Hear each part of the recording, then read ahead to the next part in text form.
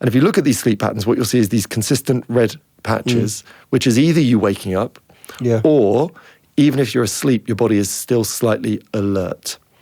And that would be extremely common for when we look at that in maybe new parents listening for a child or sleeping in a strange environment where you're listening for the door.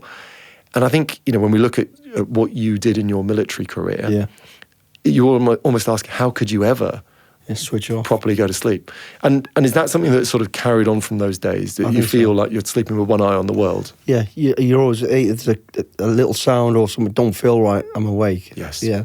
Not that I'm worried about it, but I'm just alert of it. I'm just, conscious that something don't feel right or something needs a bit of attention, if you like. Spot on. And I think, if I was Brad or Angelina and you're my bodyguard, I've got that's what I want. Yeah, you're right. The lifestyle of being in the regiment, it was like that. You've always got to be on your guard. Yeah.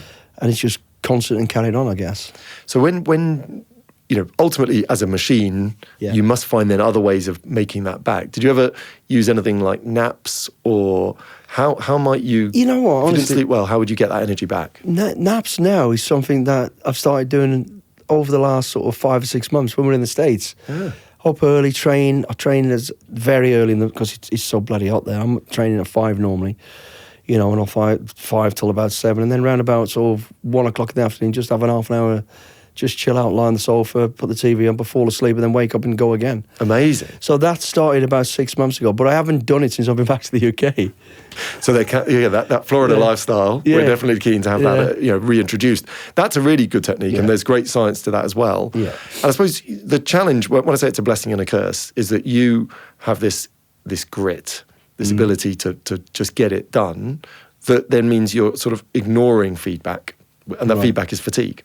Right? So if you're tired, you're sort of going, Billy, fight through it. Yeah. And occasionally your body will say, the repercussion of that might be a challenged immune system. Now, you don't get ill that often, which is great, but that's something to keep an eye on, that if you don't restore enough energy, that's the energy that powers your immune system. Yeah. And suddenly it's a chest infection here, or it's another thing there. So if you're not sleeping well, have you had any techniques that you've used that almost override that hypervigilance, I'd call it? No, not really.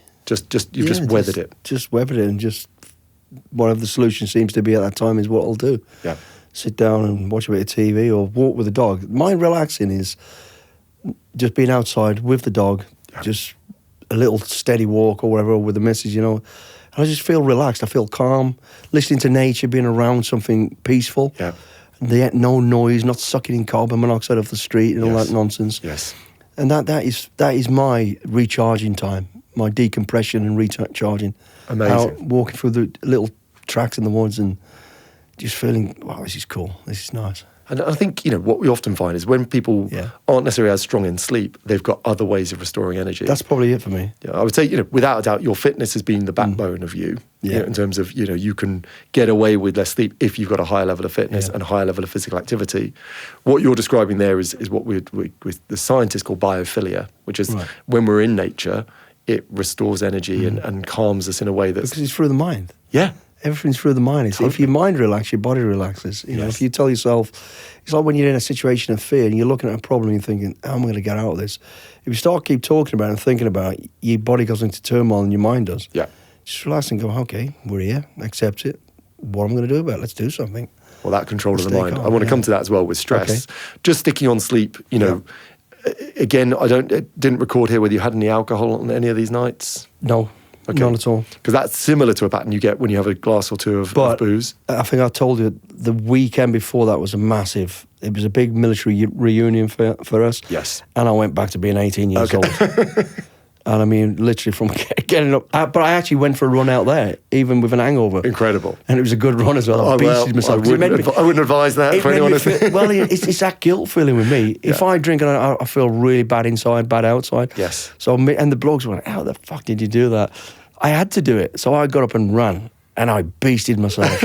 And then I felt justified to get hammered for the rest of another 2 days.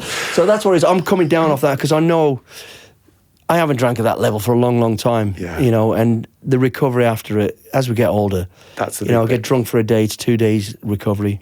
I got drunk for 3 days, so I'm on a 6-day recovery. And then the immune system's been had a bit of a battering. That's why I've got this chest infection. I don't get infections normally or any issues. I don't take tablets. I don't do any of that nonsense. I run it off. Yes. I sweat it out, and it works for me. Your great-grandparents got something from drinking water that you probably don't. Over the last century, we've made water safer to drink, on the whole, but something has been lost in the process. Natural water sources once provided essential minerals that our bodies evolved with over thousands of years. Today's water, even premium bottled at source water, contains 78% fewer minerals than it did just a century ago. In fact, you'd have to drink 1.5 bathtubs to replenish the minerals that you lose in a litre of sweat. So if you think your water is hydrating you optimally, think again. Pure Sport, a company that I personally trust and use, solves this problem for high performers through their ultra electrolytes, a science-backed ratio of electrolytes in one single sachet. Optimize your hydration and leave the bath for bathing. Use our exclusive discount code EE10 at www.puresport.co for 10% off. That's so interesting. And actually, that relationship, we might see a bit of that in these results. We might see the results of a 3-day bender through these results. Without a doubt, what you get on those 3 days of boozing is you kill sleep recovery, and then the bug that you wouldn't normally get gets got. Kicks in. And then we're seeing a little bit of that as well. So a lot of people don't know that relationship. That's how alcohol is one of the many ways it challenges us. Yeah. But then you offset that against the social bond and the reconnection. So, we're not going to sit here and go, that was bad for you. Yeah, and I'll never give it up. Well, but I do like the pub atmosphere, the social side of it, but control it. I think that's to be celebrated. The science shows alcohol's not good for you, but it doesn't reflect the social connection. It doesn't reflect, some of the relationships are forged around it. So I think, again, here it's potentially playing a role, and we're seeing a bit of a ripple effect from it. Yeah. But that relationship with it as an energized social component, not as a daily part of your routine, is absolutely spot on. So, to fix sleep, what's interesting here is if I was trying to improve this, I'd be interested in why you don't go into any kind of recovery in the last hour and a half before you go to sleep.